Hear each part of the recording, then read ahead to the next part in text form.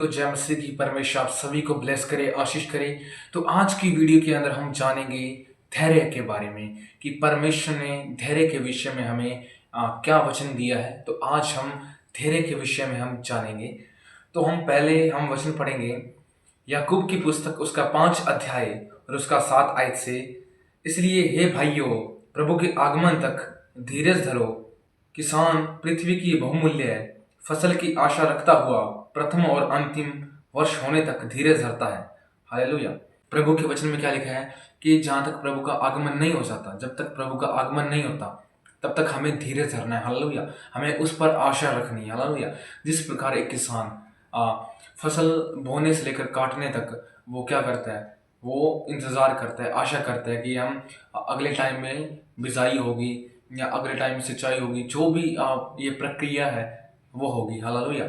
इसी प्रकार हमें भी परमेश्वर पे आशा रखनी चाहिए। जब हम रोमियो की पुस्तक उसका 12 अध्याय और 12 आयत में पढ़ते हैं तो लिखा है, आशा में आनंदित रहो, कलेश में स्थिर रहो, प्रार्थना में नृत्य लगे रहो। यहाँ पे परमेश्वर के वचन में क्या लिखा है कि आशा में क्या करो, आनंदित रहो। हालेलुया। प्रभु का इंतजार करते करते आप आनंदित रहो। हालेलुया। आपको ज़्यादा चिंता लेने की ज़रूरत नहीं है, ज़्यादा डिप्रेशन होने की ज़रूरत नहीं है। यहाँ पे परमेश्वर क्या कह रहा है कि क्लेशों में स्थिर रहो। हालेलुया। आपको डरने की ज़रूरत नहीं है, आपको क्लेशों में स्थिर रहना है। हालेलुया। आपको चिंता करने की ज़रूरत नहीं है। हालेलुया। और आगे लिखा है नृत्य, प्रार्थना में नृत्य लगे रहो। हालेलुया। आप प्रार्थना में नृत्य लगे रहो, आप कंटिन्यूसली प्रार्थना करो। हालेलुया। यही है परमेश्वर की आशा में स्थिर रहना। हालेलुया।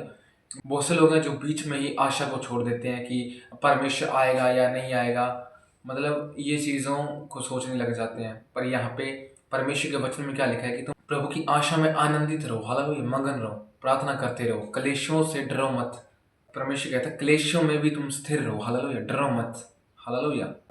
और जब हम गलातियों की पुस्तक 6 अध्याय और उसका 9 आयत में पढ़ते हैं तो लिखा है, हम भले काम करने में साहस न छोड़ें, क्योंकि यदि हम ढीले न हों तो ठीक समय पर कटनी काटेंगे। हालेलुया।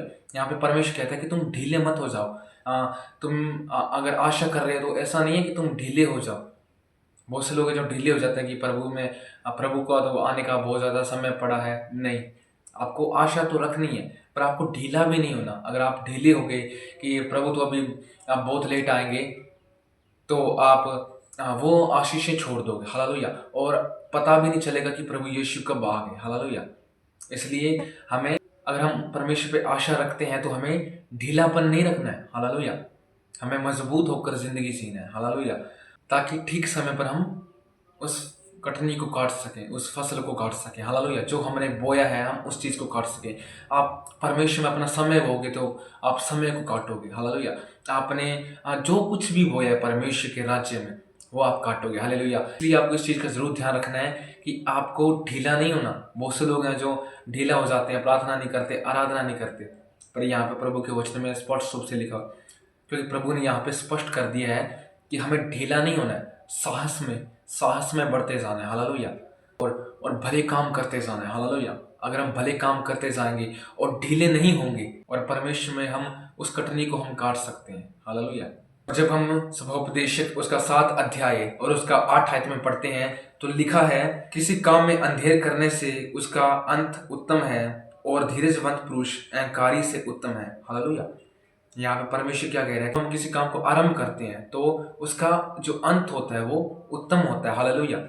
और जब कोई व्यक्ति आशा रखता है तो उसकी जो आशा का अंत होता है वो क्या होता है, अच्छा होता है। हालेलुया। और जो धीरजवंत है वो अहंकारी व्यक्ति से कितना ही ज्यादा उत्तम है। हालेलुया। जो अहंकार करता रहता है कि मेरे पास तो सब कुछ है, परंतु जो धीरजवंत होता है, जिसके पास कुछ नहीं है पर उसको परमेश्वर पे आशा है, तो वो उत्तम है। हालेलुया।